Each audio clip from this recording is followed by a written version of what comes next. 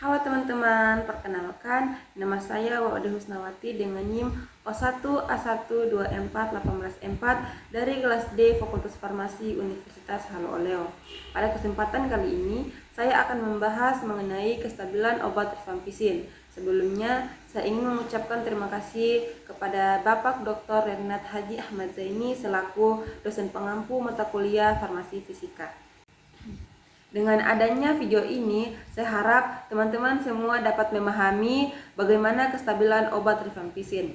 Pertama-tama, apa sih yang dimaksud dengan obat rifampicin itu? Nah, obat rifampicin adalah obat antibiotik golongan rifamicin yang digunakan untuk terapi tuberkulosis.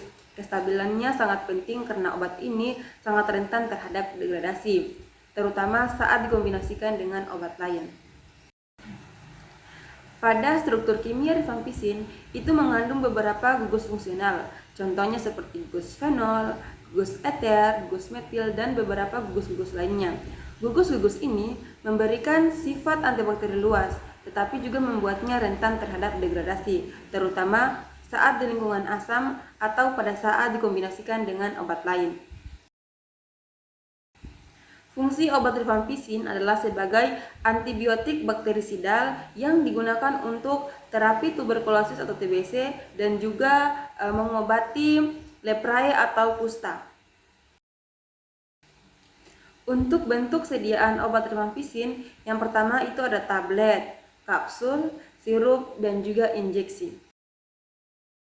Nah, teman-teman, perlu kita ketahui bersama bahwa bagaimana sih penggunaan obat rifampicin itu. Jadi, obat rifampicin itu dapat kita gunakan pada terapi tuberkulosis atau TBC.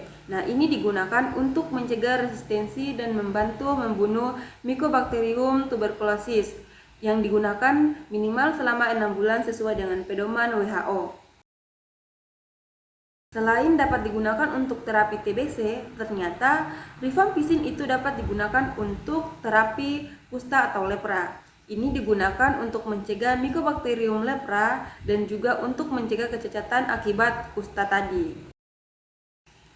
Sesuai dengan yang sudah saya jelaskan pada awal tadi bahwa rifampicin itu sangat rentan terhadap degradasi. Jadi, apa sih degradasi yang dapat terjadi pada rifampicin? Nah, yang pertama itu ada degradasi hidrolisis, oksidasi, reaksi Maillard, interaksi dengan obat lain, dan juga degradasi panas.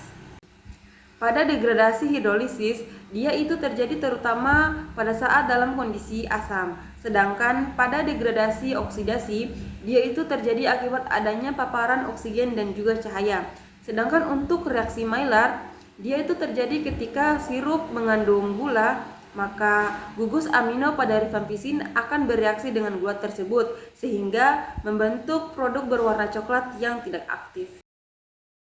Selanjutnya adalah faktor yang mempengaruhi kestabilan rifampicin. Jadi, apa saja nih faktor-faktor yang mempengaruhi obat rifampicin itu sendiri? Yang pertama ada pH, suhu, cahaya, kelembapan, dan juga bentuk sediaan dari rifampicin itu sendiri.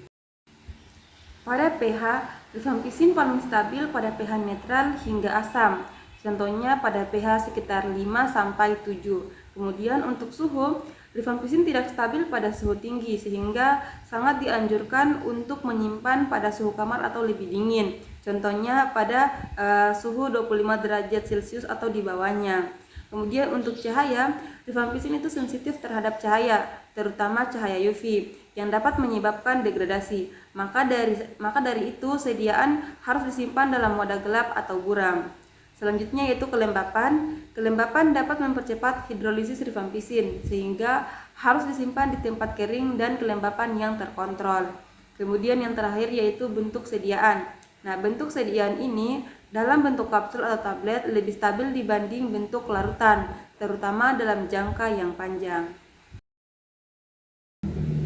Adapun strategi stabilisasi rifampicin yang dapat kita lakukan yaitu kestabilan rifampicin dijaga dengan pH 5-7. Kemudian pemisahan fisik dari isoniazid, penambahan antioksidan serta penyimpanan di tempat sejuk, kering dan gelap. Bentuk padat lebih stabil daripada bentuk cair.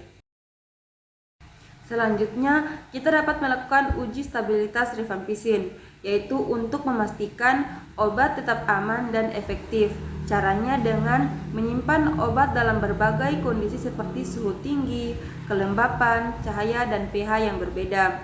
Obat lalu diuji secara berkala untuk melihat apakah terjadi kerusakan atau penurunan kadar, biasanya dengan alat seperti HPLC. Hasil uji ini menentukan cara penyimpanan dan masa kadaluarsa. Nah, bagian yang terakhir yaitu kesimpulan. Kesimpulan dari kestabilan obat rifampicin yang saya jelaskan tadi bahwa ternyata rifampicin itu rentan terhadap degradasi terutama karena pH dan interaksi dengan obat lain. Formulasi dan penyimpanan yang tepat sangat penting untuk menjaga kestabilannya. Studi stabilitas penting untuk menentukan shelf life dan mutu pada produk tersebut. Itulah tadi materi yang dapat saya jelaskan dan saya bahas mengenai kestabilan obat rifampicin. Kurang dan lebihnya mohon dimaafkan. Saya akhiri, wabillahi taufiq wal hidayah. Wassalamualaikum warahmatullahi wabarakatuh.